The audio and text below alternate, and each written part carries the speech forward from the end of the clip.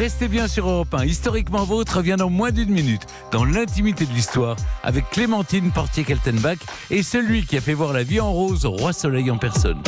Les chambres de commerce et d'industrie forment le premier réseau de proximité, accélérateur de l'économie et de la croissance durable des entreprises. Demain, à 13h, en partenariat avec la CCI du Jura, La France Bouge sera en direct de l'entreprise Villac. L'occasion de rencontrer des entrepreneurs et chefs d'entreprise qui parient sur la France. Les CCI, votre partenaire de proximité dans les territoires. Stéphane Albouy, directeur de la rédaction du Journal du Dimanche. Le Journal du Dimanche lance le JDD Magazine, un magazine littéraire et d'enquête d'un nouveau genre, en 3 parties. Le livre. Ce que les écrivains disent de notre époque. L'enquête. Pour une nouvelle lecture de l'actualité. Le beau. Quand la mode et l'art de vivre rencontrent la littérature. JDD Magazine, le nouveau mensuel en kiosque et en version numérique. Aldi. À Noël, quand un invité se resserre, on se dit que c'est par politesse. Mais quand 9 invités se resservent, on se dit que c'est parce que c'est bon. Comme lors des tests sur nos produits du Noël Aldi, où 9 personnes sur 10 se sont resservies. Faites le test vous aussi en ce moment avec les rochers cœur de noisette certifiés Rainforest à 2,99€ la boîte de 200 grammes. Aldi, place aux nouveaux consommateurs. 14,95€ le kilo, infos et résultats de nos tests sur aldi.fr, offre valable jusqu'à épuisement des stocks. Pour votre santé, bougez plus.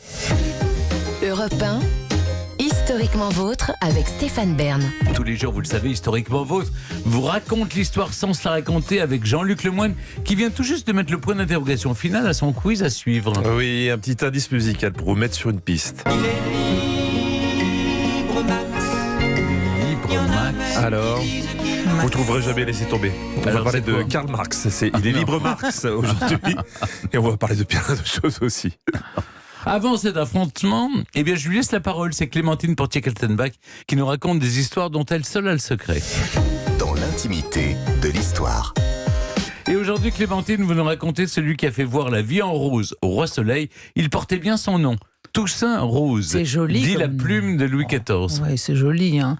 C'était un curieux personnage, Toussaint Rose, très discret, d'ailleurs pour cette qualité très estimée du roi, dont il jouissait de la confiance et de la protection. Il était né à Provins en 1611, dans une famille de la bonne bourgeoisie locale, et il va suivre des cours à la Sorbonne, obtient le grade de licencié en droit civil et canonique, et devient avocat. Et il est pendant 2 ans avocat à Provins. Et puis, en 1636, il quitte Provins pour s'établir à Paris, prête serment, se fait recevoir au Parlement. Et la chance de cet homme, sans doute aussi son talent est lié à son efficacité et à son travail, c'est que d'emblée, il a été employé par de très puissants personnages qui ont fait sa carrière. Il a passé 18 mois à travailler pour Richelieu, ensuite pour un jeune seigneur de guerre, Jean-François Paul de Gondi, futur cardinal de Rais, après quoi il est attaché à la personne de Mazarin. Et quand Richelieu meurt en 1642, Mazarin devient tout à coup un personnage très important et dans sa roue, d'une certaine manière, eh bien, Toussaint Rose, évidemment, lui aussi, prend du galon. 1645, il est anobli. Il va servir Mazarin une 12aine d'années et Mazarin, qui l'apprécie énormément, va l'aider à devenir secrétaire particulier du roi. 25 avril 1657, brevet royal, ça y est, Toussaint Rose est secrétaire particulier de Louis XIV.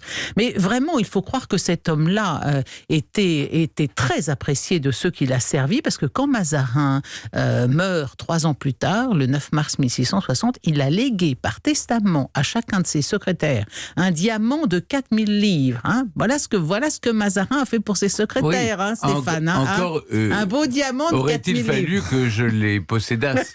Magnifique. Alors là, magnifique. Ça, c'est de l'or en barre. Hein. Bon, donc, en tout cas... Il est très apprécié, disais-je, y compris d'ailleurs de la mère de Louis XIV, Anne d'Autriche, qui a très confiance en lui et qui pousse son fils à lui faire confiance, à le faire travailler, à lui confier. Mais son poste consistait en quoi? Il écrit, il est la plume de Louis XIV. La rapidité de sa plume étonne tous ceux qui l'approchent. Il écrit aussi vite qu'il parle. Et de par sa charge, il fait ce qui coûterait la vie à tout autre que lui, puisqu'il écrit une grande partie des lettres de la main du roi, dont il imite l'écriture et le style à s'y méprendre. Et c'est ainsi d'ailleurs que beaucoup beaucoup des lettres qui passent pour être de Louis XIV sont en réalité de la main de Toussaint Rose. Parce que si vous voulez, dans les premières années de son règne, Louis XIV s'astreint très sérieusement à lire toutes les lettres de ses secrétaires avant de les signer. Mais il ne peut pas faire face à la quantité de travail et de correspondance et de dossiers qu'il a à signer. Donc avec Rose, en qui il a toute confiance et qui sait parfaitement imiter son écriture, eh ben, il finit par ne pratiquement plus corriger ce qu'écrit Toussaint Rose, et il sollicite en plus ses conseils. Car Rose est très fin, il a beaucoup d'esprit et une qualité insigne pour un souverain qu'ont aussi vos chroniqueurs, Stéphane, la franchise. Pourquoi vous riez à ça? Non, je ne sais pas. Non, je ne ris pas. Vous visez quelqu'un. Alors, voilà, il sait ne pas flatter le roi, hein, et manifeste parfois cette sincérité un peu brutale que Louis XIV apprécie, ce qui ne lasse pas d'irriter certains courtisans et grands seigneurs. Tout le monde se sent visé autour de... Bon, pas du tout, non. Bon, enfin, Rose, en tout cas, il a de l'influence sur le souverain. Saint-Simon, qui était vraiment très rapide, très prompt à étriller ses ennemis et ses contemporains, a témoigné de la qualité du travail de Rose. Il n'est pas possible de faire parler un si grand roi avec plus de dignité que le fait Rose. Et le grand moraliste La Bruyère, dans son discours de réception à l'Académie française, mentionne Rose, cet homme habile, plein d'esprit et d'expérience, qui par le privilège de sa charge fait parler le prince avec dignité et justesse. Alors aujourd'hui, bien sûr, il y a une grande question autour de l'authenticité de la correspondance de Louis XIV. Quelle part le roi prenait-il dans la rédaction de ses lettres? Qui donc les a écrites? Louis XIV, je le disais, n'avait pas le temps de rédiger toutes les lettres qui portent sa signature, d'autant que lui n'avait pas la plume facile en revanche. Et on n'arrive pas à faire la différence entre les lettres qui sont signées de la main de Louis XIV et celles de Toussaint Rose. Il faudrait procéder à un examen beaucoup plus précis, beaucoup plus en profondeur. Sans doute, voyez les techniques modernes qu'on a appliquées aux fameuses lettres de Fersen à Marie-Antoinette qui ont été caviardées. Donc il faudrait peut-être que dans ces conditions-là, on y parviendrait. En tout cas, comme marque de sa satisfaction, Louis XIV confie à Rose en 1684 l'office de conseiller président en la Chambre des comptes de Paris. Jusqu'à sa mort à 86 ans, celui qu'on surnomme le bonhomme Rose restera en bonne santé, jouissant d'une mémoire nette et admirable et d'un esprit malicieux et sceptique. Il s'éteint le 6 janvier 1701. Enfin, moi, je retiens surtout Madame Mazarin qui laisse des diamants à ses secrétaires. Oui, mais voilà, ça m'a très favorablement impressionné. Je vous comprends. Merci beaucoup, Clémentine. Il enchaîne. Allez, c'est le moment.